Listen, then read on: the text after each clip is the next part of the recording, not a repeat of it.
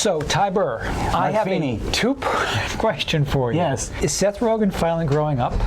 And if he is that a good thing or a bad thing? It's funny you ask, because here he is in a new movie called Neighbors as a young married. Look, new neighbors. Wow.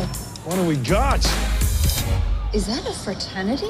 I don't know if he's trying to grow up. I think that generation of Judd Apatow bad boys is grappling, wrestling with the idea of what not being a kidult, not being a forever man-child means when you are married and have a baby. Right. And Seth Rogen in Neighbors is a young married. His wife is Rose Byrne. One of the things I like about the movie is that they're friends. It's a believable marriage. They're going through the stress of having a newborn infant, and they live in a nice little suburban neighborhood, and a fraternity moves in next door. Uh-oh. So you got Animal House next door, led by, of all people, Zac Efron, who is actually very funny in this movie as a not terribly bright, but determined to have fun frat brother. And at first, the movie is about the young marrieds next door who are desperate to remind themselves that they're not really grown up, they're not really adult, to sort of make friends with these and sort of dip their toe back into that water when they could be irresponsible. That doesn't work.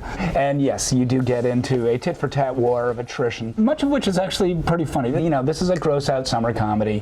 There are jokes here that I just can't repeat. And yeah, it goes too far, it gets too silly, it's kind of a shambles, yet there's something real there. There's a lot of comedy with the fact that these frat kids, and the second in command is played by Dave Franco, James' brother, who is, working hard to become the Casey Affleck of his half generation. He's got some interesting stuff going on. He's definitely not his brother, and he plays a sympathetic character in an interesting way in this movie. He's sort of the opposite to Efron, who's not quite nearly as bright.